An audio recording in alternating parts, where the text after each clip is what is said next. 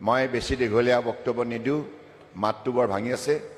যাই কি নহওক, মই ধেমাজি জিলাৰ ৰাইজক সেৱা জনাবলৈ আহিছোঁ, আপোনালোকৰ আশীৰ্বাদ বিচাৰি আহিছোঁ। ডক্টৰ ৰণোজ পেগু ডাঙৰীয়া এগৰাকী উচ্চ শিক্ষিত, অত্যন্ত দক্ষতা সম্পন্ন ৰাজনৈতিক নেতা। তেখেতৰ কাৰ্যকালত শিক্ষামন্ত্ৰী হিচাপে দক্ষতাৰে যেনেধৰণে কাৰ্যনিৰ্বাহ সম্পন্ন কৰিলে যোৱা 5 বছৰে, এই লেখত ল'বলগীয়া। আৰু এনে এগৰাকী ব্যক্তিক আপোনালোকে প্ৰতিনিধি হিচাপে পোৱাটো ধেমাজি সমষ্টিৰ ৰাইজৰ বাবে সৌভাগ্যৰ বিষয়। গতিকে এনেধৰণৰ ব্যক্তিৰ ক্ষেত্ৰত আৰু দ্বিতীয় চিন্তা সমষ্টিৰ ৰাইজে কৰা উচিত নহয়।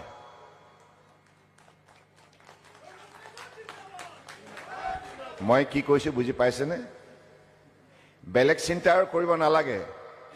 সোঁৱে বায়ে, পূবে পশ্চিমে, উত্তৰে দক্ষিণে কেৱল ৰণোজ পেগুৰ প্ৰতিচ্ছবি ভাহি থাকিব লাগে। কাৰণ আগন্তুক দিনত বহুত লেখত ল'বলগীয়া কাম কৰিব লগা আছে। মই পেগু ডাঙৰীয়াই যেতিয়া তেখেতৰ বক্তব্যত আগন্তুক দিনৰ পৰিকল্পনাৰ কথা ব্যক্ত কৰিলে, মোৰ খুব ভাল লাগিল।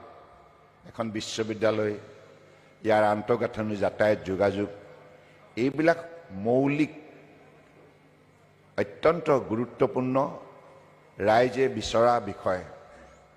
আৰু এখন সমাজ একবিংশ শতিকাত, আজিৰ তাৰিখত, প্ৰতিযোগিতাৰ পৃথিৱীত যি সময়ত বিজ্ঞানৰ প্ৰযুক্তিৰ প্ৰভাৱ মানৱ সমাজত দৈনিক ভাবিব নোৱাৰাকৈ পৰিছে, আৰু এই প্ৰযুক্তিৰ প্ৰভাৱত আজি মানৱ সমাজৰ শক্তি দুগুণ বৃদ্ধি পাইছে।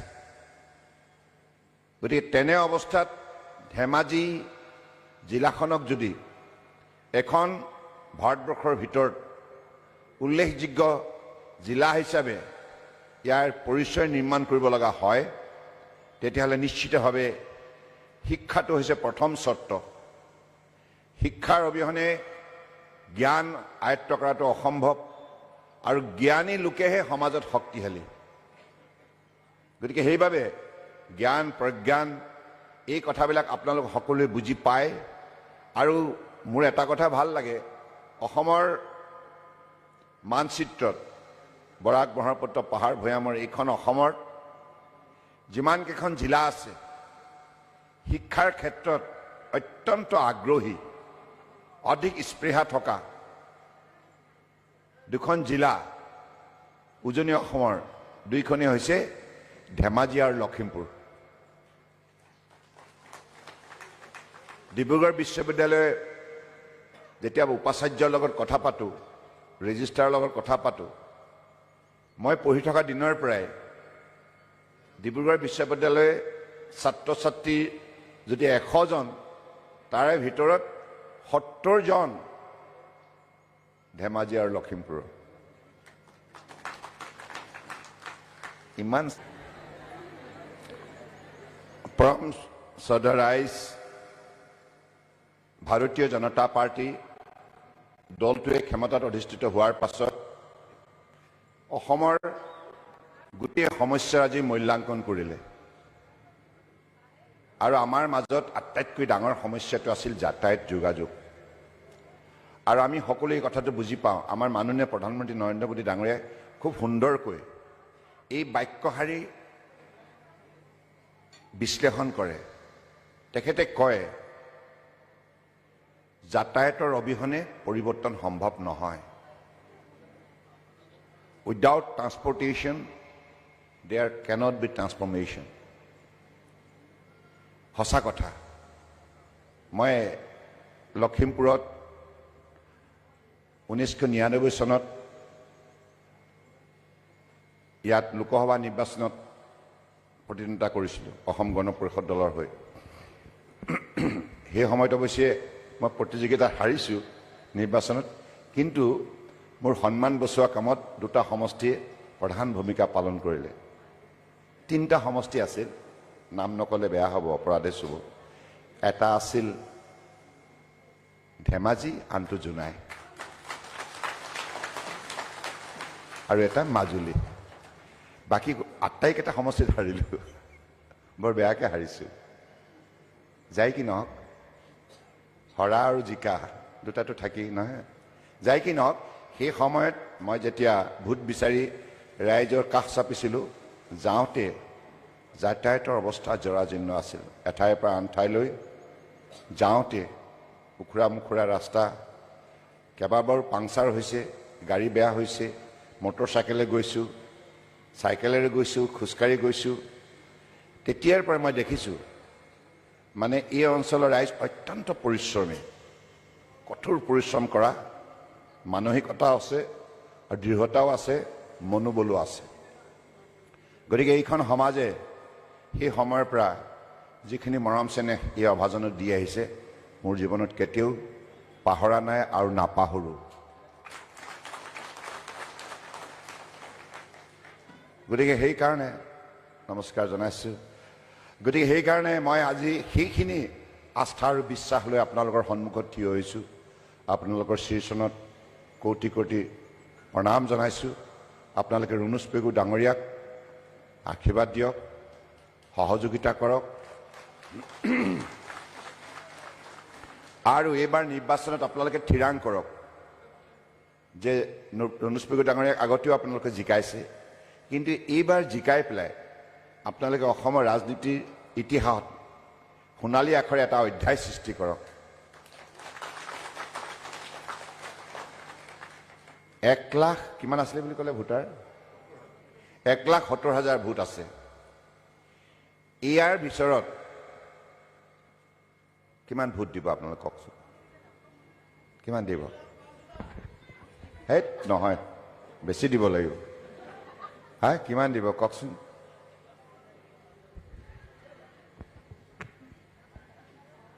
মোৰ কথাটো হৈছে কি, আপোনালোকে এটা সোণালী অধ্যায় সৃষ্টি কৰিব লাগিব, আৰু ইয়াৰ বাবে আপোনালোকে অভিলেখ সংখ্যক ভোটৰ ব্যৱধানত পদুমৰ ছবিত বুটাম টিপি ৰুণুজ পেগু ডাঙৰীয়াক সন্মান সহকাৰে দিছপুৰলৈ পঠিয়াব।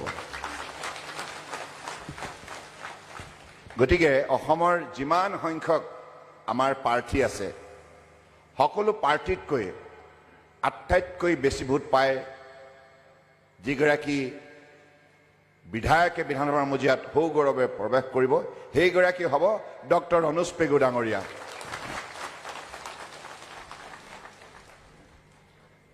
কাৰণ তেখেতে বিশ্ববিদ্যালয়খন ইয়াত গঢ়ি তুলিব।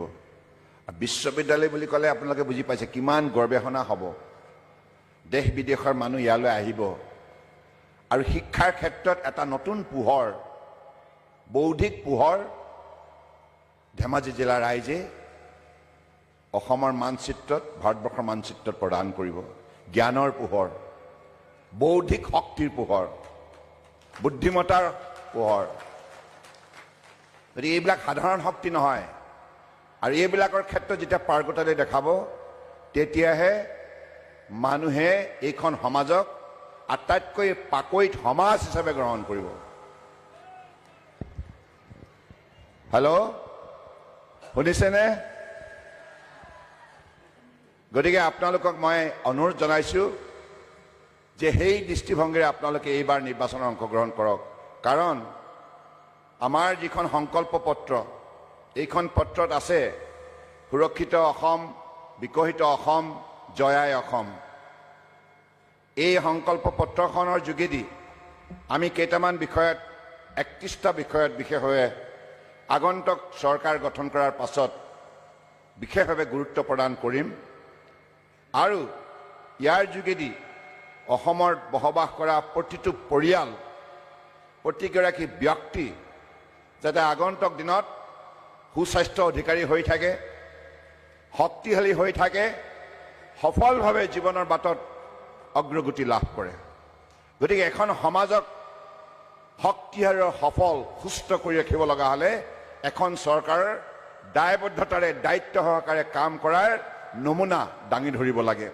গতিকে সেই যুক্তিতেই আমি এইখিনি দৃঢ়তা প্ৰকাশ কৰিছোঁ আৰু এই দৃঢ়তা প্ৰকাশ কৰাৰ অন্তৰালত আছে আমাৰ মাননীয় প্ৰধানমন্ত্ৰী নৰেন্দ্ৰ মোদী ডাঙৰীয়াৰ আশীৰ্বাদ আৰু সহযোগিতা। কাৰণ আপোনালোকে জানে 2016 চনত আপোনালোকৰ মাজলৈ আহিছিলোঁ এটি প্ৰতিশ্ৰুতিৰে।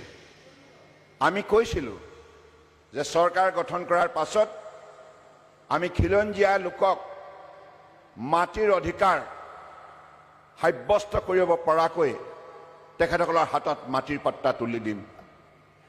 আমি কৈছিলোঁ আমাৰ অসম আমাৰ মাটি আমাৰ অধিকাৰ, আমাৰ অসম আমাৰ মাটি আমাৰ অধিকাৰ, অৰ্থাৎ এইখন অসম আমাৰ, ইয়াৰ মাটি ভেটি আমাৰ, ইয়াত কেৱল অসমীয়াৰ অধিকাৰ থাকিব, কোনো অবৈধ বাংলাদেশী বিদেশী নহয়। গতিকে খিলঞ্জীয়া ভূমিপুত্ৰসকলৰ কংগ্ৰেছৰ দীৰ্ঘদিনীয়া কাৰ্যকালত তেখেতসকলৰ মাটিৰ পট্টা পাবলৈ সক্ষম নহ'ল। বাৰংবাৰ দিল্লী আৰু দিছপুৰৰ কংগ্ৰেছ চৰকাৰক আবেদন নিবেদন কৰাৰ পাছতো খিলঞ্জীয়া ভূমিপুত্ৰৰ মনৰ কথাক গুৰুত্ব প্ৰদান নকৰিলে। কিন্তু ভাৰতীয় জনতা পাৰ্টীয়ে 2014 চনত যিখন চৰকাৰ মাননীয় প্ৰধানমন্ত্ৰী নৰেন্দ্ৰ মোদী ডাঙৰীয়াৰ নেতৃত্বত গঠন হ'ল, সেইখন চৰকাৰে তেতিয়াৰ পৰাই ধাৰাবাহিকভাৱে আজি অসমৰ এই মৌলিক সমস্যাসমূহক গুৰুত্ব প্ৰদান কৰিলে আৰু মাননীয় প্ৰধানমন্ত্ৰী ডাঙৰীয়াই নিৰ্দেশ দিলে যে অসমত যিমান সংখ্যক গাঁও আছে, জনজাতি অজনজাতি অনুসূচিত জাতি অন্যান্য পিছপৰা সকলো খিলঞ্জীয়া ভূমিপুত্ৰসকলৰ কিমান লোকৰ হাতত মাটিৰ পট্টা নাই, কিমান মানুহক দিব লগা আছে, ইয়াৰ এটা সমীক্ষা চলাব লাগিব। মাননীয় প্ৰধানমন্ত্ৰী ডাঙৰীয়াৰ নিৰ্দেশ আমি শ্ৰদ্ধা সহকাৰে গ্ৰহণ কৰি ইয়াক পালন কৰাৰ উদ্দেশ্যে বৰ্ম কমিশ্যন গঠন কৰিলোঁ। অৱসৰপ্ৰাপ্ত ভাৰতবৰ্ষৰ নিৰ্বাচনী আয়োগৰ আমাৰ আয়ুক্ত বৰ্ম ডাঙৰীয়াৰ নেতৃত্বত গঠন হোৱা কমিটিখনে সমীক্ষা চলাই প্ৰতিবেদন দাখিল কৰিলে আৰু তেতিয়াৰ পৰাই খিলঞ্জীয়া ভূমিপুত্ৰসকলক চৰকাৰে অত্যন্ত শক্তিশালী দৃষ্টিভংগীৰে মাটিৰ পট্টা প্ৰদান কৰাৰ কাৰ্যসূচী আৰম্ভ কৰিলে। 2016 চনৰ পৰা 2021লৈকে 3,50,000 খিলঞ্জীয়া ভূমিপুত্ৰৰ হাতত মাটিৰ পট্টা তুলি দিয়া হ'ল।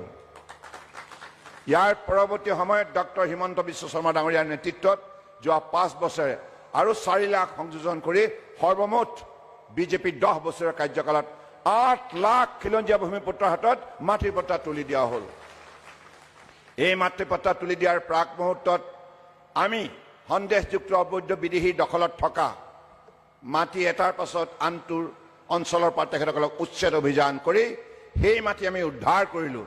কাজিৰঙা ৰাষ্ট্ৰীয় উদ্যান, মহাপুৰুষ শ্ৰীমন্ত শংকৰদেৱৰ জন্মস্থান পবিত্ৰ ভূমি বটদ্ৰৱা, পাটবাউসী সত্ৰ, এনেধৰণে 2016 চনৰ পৰা এই কাৰ্যসূচী আৰম্ভ হ'ল আৰু এতিয়া ডক্টৰ হিমন্ত বিশ্ব শৰ্মা ডাঙৰীয়াৰ 5 বছৰ কাৰ্যকালত 1.5 লাখ বিঘা মাটি অবৈধ বাংলাদেশী বিদেশী হাতৰ পৰা উদ্ধাৰ কৰি ৰখা হ'ল। গতিকে আগন্তুক 5 বছৰত আৰু 5 লাখ বিঘা এনেধৰণে এই অবৈধ বাংলাদেশী বিদেশী হাতৰ পৰা উদ্ধাৰ কৰাৰ বাবে আমি সংকল্প গ্ৰহণ কৰিছোঁ। সেইবাবে লাগে আমাক চৰকাৰখন। চৰকাৰখন কেৱল মন্ত্ৰী বিধায়ক হ'বলৈ নহয়, চৰকাৰখন লাগে জাতীয় স্বাৰ্থ সুৰক্ষিত কৰিবৰ বাবে। আমাৰ মাটি ভেটি কৃষ্টি সংস্কৃতি ভাষা সাহিত্য এইবিলাক যদি সুৰক্ষিত নহয়, এটা জাতীয় সন্মান সহকাৰে বিশ্বৰ বুকুত জীয়াই থাকিব নোৱাৰে। পৰিচয়বিহীন যাত্ৰা আমি কৰিব নোৱাৰোঁ। অসমীয়া জাতিৰ যিমান শক্তিশালী ইতিহাস আছে, আমাৰ বীৰ বীৰংগনাসকলে প্ৰবাদ পুৰুষসকলে যি শক্তিশালী পৰম্পৰা প্ৰদান কৰি গৈছে, ইয়াক জীয়াই ৰাখি আমি আমাৰ উন্নয়ন যাত্ৰা অব্যাহত ৰাখিব লাগিব। সেইকাৰণে মাননীয় প্ৰধানমন্ত্ৰী ডাঙৰীয়াই কৈছে বিকাশ ভি বিৰাসত ভি। বিকাশ মানে উন্নয়নো লাগিব আৰু আমাৰ ঐতিহ্য সংৰক্ষণ কৰিব লাগিব। সেই যুক্তিতেই হাবুঙেই হওক, চৰাইদেউ মৈদানে হওক, এনেধৰণে বিভিন্ন ঐতিহ্য কেন্দ্ৰবিলাক আজি সংৰক্ষণ কৰাৰ বাবে মাননীয় প্ৰধানমন্ত্ৰী ডাঙৰীয়াৰ নেতৃত্বত শক্তিশালী পদক্ষেপ লোৱা হৈছে, যাৰ ফলশ্ৰুতিত লাচিত বৰফুকন মহাবীৰ লাচিত বৰফুকনৰ 400 বছৰীয়া জন্ম জয়ন্তী ৰাষ্ট্ৰৰ ৰাজধানী নতুন দিল্লীত উদযাপন কৰি তেখেতক ৰাষ্ট্ৰীয় পৰ্যায়ত সন্মান প্ৰদৰ্শন কৰি অসমীয়া জাতিৰ শৌৰ্য বীৰ্যক স্বীকৃতি প্ৰদান কৰিলে। স্বৰ্গদেউ চাওলুং চুকাফাই গঢ় দিয়া এইখন বৰ অসমৰ বৰ সমাজ, এইখন সমাজ যাতে আগন্তুক দিনত সকলো দিশতে নিজৰ শক্তি প্ৰদৰ্শন কৰিবলৈ সক্ষম হয়, তাৰ বাবে আধুনিক ধ্যান ধাৰণাৰে আন্তঃগাঁথনি বিভিন্ন পৰ্যায়ত শক্তিশালী ৰূপ দিয়াৰ বাবে মাননীয় প্ৰধানমন্ত্ৰী ডাঙৰীয়াই নিৰন্তৰ 10 বছৰে অসমক আৰ্থিক সহযোগিতা প্ৰদান কৰি আজি আমাৰ মাজত আত্মবিশ্বাস জগাই তুলিছে, মনোবল শক্তিশালী ৰূপে গঢ় দিছে, যাৰ ফলত অসমীয়া সমাজে থিৰাং কৰিছে আত্মনিৰ্ভৰ ভাৰত 2047 পিছত পৃথিৱীৰ বুকুত সুকীয়া পৰিচয় লৈ আত্মপ্ৰকাশ কৰিব আৰু পৃথিৱীৰ সৰ্বতোতকৈ শক্তিশালী উন্নত ৰাষ্ট্ৰ হ'ব এইখন ভাৰতবৰ্ষ। 2047 মানে ভাৰতবৰ্ষৰ স্বাধীনতা লাভ কৰা 100 বছৰ সম্পূৰ্ণ হোৱাৰ উপলক্ষে চৌদিশে যেতিয়া উৎসৱ উদযাপন মানা হ'ব, সেই মুহূৰ্তত অসমৰো এটা পৰিচয় থাকিব, আত্মনিৰ্ভৰ অসম আৰু ভাৰতবৰ্ষৰ ভিতৰত আটাইতকৈ শক্তিশালী উন্নত ৰাজ্য অসম। গতিকে সেই যাত্ৰাত এতিয়া আমি অৱতীৰ্ণ হৈছোঁ আৰু সেই যাত্ৰাত আমি দক্ষতাৰে আগুৱাই যাম, আত্মবিশ্বাসেৰে আগুৱাই যাম। ইয়াৰ বাবে লাগে এখন চৰকাৰ, যিখন চৰকাৰে পুৱা গধূলি 24 ঘণ্টাই অসমত বসবাস কৰা 3,40,00,000 মানুহৰ বাবে যাতে সৰ্বস্ব ত্যাগ কৰি নিষ্ঠাৰে সেৱা আগবঢ়াই যায়। গতিকে সেই যুক্তিতেই মই আপোনালোকৰ ওচৰলৈ আহিছোঁ। পৰম শ্ৰদ্ধা ৰাইজ, আপোনালোক বিবেকবান ভোটাৰ হিচাপে ভাল আৰু বেয়া সকলো বিবেচনা কৰাৰ শক্তি আছে। ডক্টৰ অনুজ পেগু ডাঙৰীয়া যিখিনি কথা মই ক'লোঁ সঁচা কথা, এটাও ফাঁকি কথা কোৱা নাই। কৈছোঁ নেকি বাৰু? মিছা কথা কৈছোঁ নেকি? এখেত সঁচাকেই মই জানো, মই বহুত দিনৰ পৰাই পাইছোঁ এখেতৰ যিখিনি দক্ষতা আছে, এই দক্ষতাটো আগন্তুক দিনত এই সমষ্টি ৰাইজৰ বাবে অত্যন্ত গুৰুত্বপূৰ্ণ হ'ব। কাৰণ এগৰাকী বিধায়ক যদি সামাজিকভাৱে দায়বদ্ধ আৰু দায়িত্ব সহকাৰে কাম কৰাৰ যদি তেখেতৰ স্বভাৱ থাকে, তেখেতৰ ইচ্ছা শক্তি থাকে, সেইগৰাকী বিধায়কেই সফল বিধায়ক হিচাপে সময়ৰ বুকুত ইয়াৰ পৰিচয় দাঙি ধৰে। গতিকে সেই শক্তি লৈ অনুজ পেগু ডাঙৰীয়াই তেখেতৰ কাৰ্যকাল এই সমষ্টিত আৰম্ভ কৰিছিল আৰু তেখেতে সফলতাৰে তেখেতৰ এই কাৰ্যকাল সম্পূৰ্ণ কৰিলে। এতিয়া আনটো কাৰ্যকালৰ বাবে আপোনালোকে সহায় কৰিব লাগিব, কাৰণ ভাল কাম কৰিলে ভাল ফল পায়। অনুজ পেগু ডাঙৰীয়াই ভাল কাম কৰিলে, এতিয়া ভাল ফল ৰাইজে দিবনে নিদিয়ে? দিবনে নাই? দিবনে নাই? এই অলপ জোৰকে কওক আকৌ, দিবনে নাই? ধেমাজিত এই সভাখনত 90% মহিলাৰ উপস্থিতি আছে, নাই 90%। পুৰুষৰ অৱস্থাই নাই। হা, কি হ'ল? হা, আৰু এটা কথা স্পষ্ট, তাহানিৰ পৰাই এই কথা সকলোৱে এই কথা অৱগত যে মহিলা শক্তি হৈছে মহাশক্তি। যুগে যুগে এই কথা ভগৱান কৃষ্ণই প্ৰমাণ কৰি আহিছে, হয়নে নহয়? গতিকে সেইবাবে আজি মহিলাৰ উপস্থিতি এই কথাটো স্পষ্ট কৰি দিছে যে আগন্তুক নিৰ্বাচনত জয়যুক্ত যে ডক্টৰ অনুজ পেগু হ'ব, এইটো নিশ্চিত, শতকৰা 100% নিশ্চিত। গতিকে সেইবাবে পৰম শ্ৰদ্ধা ৰাইজ, আপোনালোকৰ অনুমতি লৈ মই এটি শ্লোগান দিম, তাৰ পাছত আপোনালোকৰ অনুমতি লৈ মই এখন গামোচা অনুজ পেগু ডাঙৰীয়াক পিন্ধাম, আপোনালোকে সহায় কৰিব। আৰু সেইখন সাধাৰণ গামোচা নহয়, পেগু ডাঙৰীয়া এখন ভালকৈ থ'ব। ৰাইজে দিয়া গামোচা, সৰ্বানন্দ সোণোৱালৰ অকল নহয়, এইখন সমাজ মানে ভগৱান। গুৰুসকলে কৈছে ভগৱান বেলেগকৈ নাথাকে, মানুহৰ মাজতেই ভগৱান অৱস্থান কৰে। ঈশ্বৰ সদৃশ এইখন মানৱ সমাজ, এইখন সুন্দৰ ধেমাজি সমাজ। গতিকে ইয়াৰ শক্তি অপাৰ। গতিকে সেইবাবে মই এটা শ্লোগান দিম, আপোনালোকে আন্তৰিকতাৰে সহযোগিতা আগবঢ়াব। Ronos Pegu Jindabad. Ronos Pegu Jindabad. Ronos Pegu Jindabad. Ronos Pegu Jindabad. BJP Jindabad. BJP Jindabad. AGP Jindabad. AGP Jindabad. BPF Jindabad. Honmilita Ganahakti Jindabad. Honmilita Ganahakti Jindabad. UPPO Jindabad. UPPO Jindabad.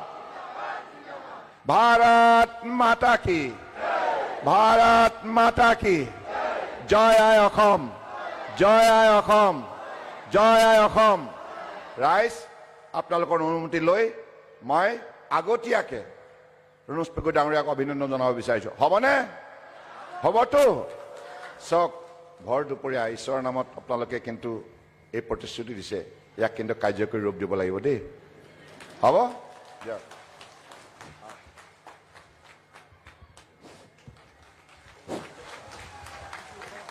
Bharat माता की भारत माता की हमारा national जिंदाबाद जिंदाबाद जिंदाबाद national जिंदाबाद जिंदाबाद जिंदाबाद रणुस पेगु जिंदाबाद जिंदाबाद जिंदाबाद रणुस पेगु जिंदाबाद जिंदाबाद जिंदाबाद रणुस पेगु जिंदाबाद जिंदाबाद जिंदाबाद नेशनल जिंदाबाद जिंदाबाद जिंदाबाद ৰাইজ আৰু এটা শেষত মই কথা কবই লাগিব আমাৰ মৰমৰ ভাতৃপ্ৰতিম লখিমপুৰ লোকসভাৰ অত্যন্ত সফল কৰ্ম উদ্যোগী কঠোৰ পৰিশ্ৰমী সাংসদ প্ৰধান বৰুৱা ডাঙৰীয়া আপোনালোকৰ সকলোৱে মৰমৰ মোৰো মৰমৰ ভাতৃ গতিকে আজি তেখেত ইয়াত নাথাকিলেও মোক কৈছে সৰ্বদা আপুনি ধেমাজিলৈ গৈ আছে ৰাইজক মোৰ কথা ক'ব দেই মই কিবা দলৰ দায়িত্বৰ কাৰণে তেওঁ গুৱাহাটীত থাকিব লগা হৈছে গতিকে আপোনালোকৰ সকলোকে প্ৰধান বৰুৱা ডাঙৰীয়াই আন্তৰিকতাৰে শ্ৰদ্ধা জ্ঞাপন কৰিছে সদৌ শেষত আমি সকলোৱে শ্লোগান দিলোঁ এটা শ্লোগান দিব লাগিব ধেমাজি ৰাইজ জিন্দাবাদ ধেমাজি ৰাইজ জিন্দাবাদ जिंदाबाद जिंदाबाद ধেমাজি ৰাইজ জিন্দাবাদ जिंदाबाद जिंदाबाद ধেমাজি ৰাইজ জিন্দাবাদ जिंदाबाद जिंदाबाद ভাৰত মাতা কি ভাৰত মাতা কি জয় আই অসম জয় আই অসম জয় আই অসম বন্দে मातरम বন্দে मातरम বন্দে मातरम বন্দে मातरम বন্দে मातरम বন্দে मातरम বন্দে मातरम বন্দে मातरम বন্দে मातरम ধন্যবাদ